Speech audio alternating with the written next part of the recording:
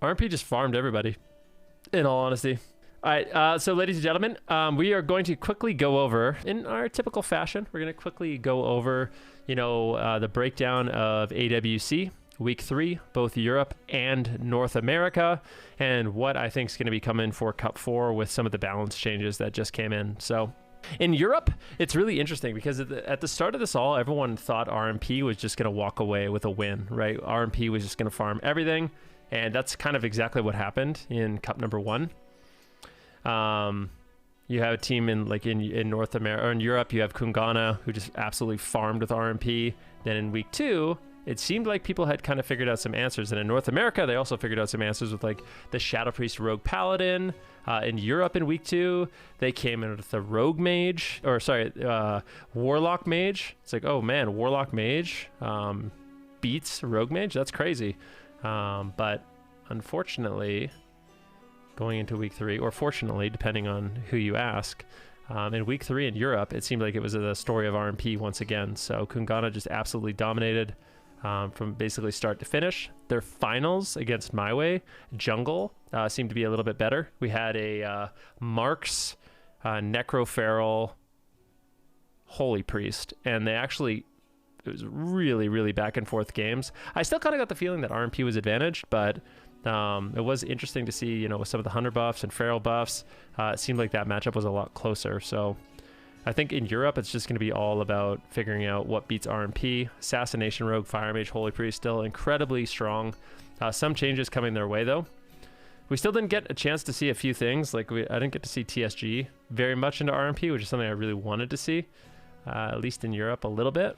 I think most teams are going to try probably just to keep playing Mage Lock, but it doesn't seem like... Basically, what beats Mage Lock, it seems, is a good Assassination Rogue who's good at dampening.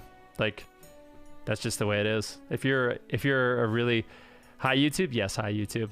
If you're a really, really good Assassination Rogue, it seems like you can bring the game late, and it's just absolutely devastating. You can do big all-ins.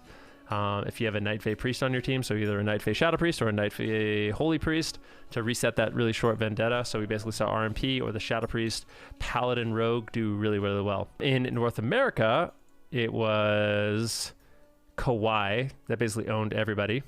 I don't think they dropped a series. Playing the Assassination Rogue, Shadow Priest, Holy Paladin, did extremely well. Beat Mage Lock once again.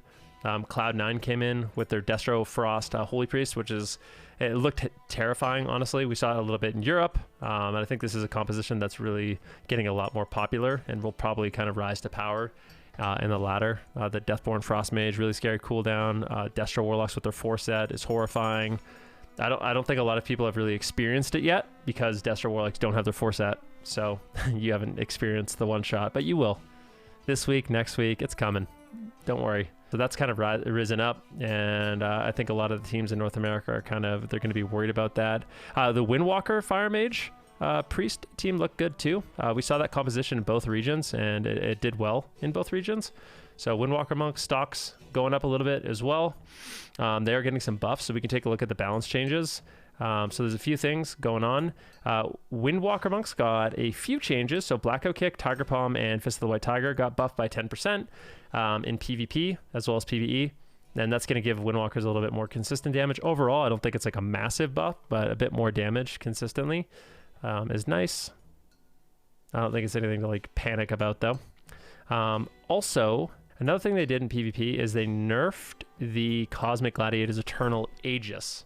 So this trinket, very powerful magic absorb, but it was used against a lot of melee too. So it was used against an Assassination Rogue, a Ret Paladin, a Frost Death Knight, Unholy Death Knight, Enhancement Shaman. This trinket in general got tuned down. So I think one of two things is going to happen. Either people are going to keep playing Aegis, but people are more likely to die through it, or people are going to switch over to Battle Masters, like the good old-fashioned emblem.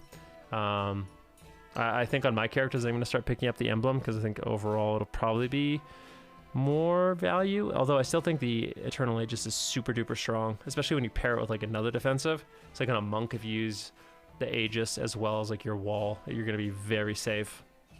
And then Holy Priest nerfs. So I talked to a really good Holy Priest friend of mine, and he was basically saying that the Holy Priest nerfs are going to make it so bad priests don't do as well, but good priest will still do really well. So Holy Ward, they increased the cooldown to 45 seconds, up from 30, and they also decreased the duration. So basically, Holy Ward is going to be a lot more difficult to use. Not super difficult, but it's going to be a lot less convenient to use. You're going to have to pick your moment a little bit more, and you're not going to be able to have it up basically 100% of the game. So I think this is a really good change. And then they nerfed some of the throughput through the 4 set bonus for Holy Priest. So I don't know if that's going to be enough to get people off of Holy Priest. I actually don't think it will be. I think Holy Priests are still going to be extremely good and probably the most effective healer. One thing, this doesn't really matter for the AWC that much, but they nerfed Demonology. They destroyed Demonology. Well, destroyed, I don't know. It depends on who you ask, but Demonology was already not being played in tournaments. It was really annoying on the ladder, 100% admittedly. I hated playing against Demo Warlocks, but they neutered it. So Demonology is going to be a lot less scary. I think it's very unlikely we ever see a Demo played over Destro in tournaments. I don't think it's ever going to happen, in fact, would be my guess. So basically, going on in the tournament scene and moving forward this week, Destro Warlock stocks up, Windwalker Monk stocks up, Assassination Rogues are still insane, Shadow Priests are really, really good, the Night Fae Shadow Priest and the Night Fae Holy Priest with an Assassination Rogue, super duper strong. I still think TSG is good. We're seeing a lot of turbos as well, the Enhancement Shaman, Fury Wars. These are the compositions you definitely want to be looking up for. And yeah, going into week 4, we'll see if anyone in Europe can figure out RMP, and in North America, we'll see if anyone can figure out this Shadow Priest Rogue Paladin, which seems to be really, really dominant in the region. And that's it. If you guys have any comments, questions, let me know in the comments. And other than that, peace out. Have a good one. Later. Come watch my stream, twitch.tv/Venruki. Bye, everybody. Love you. Bye.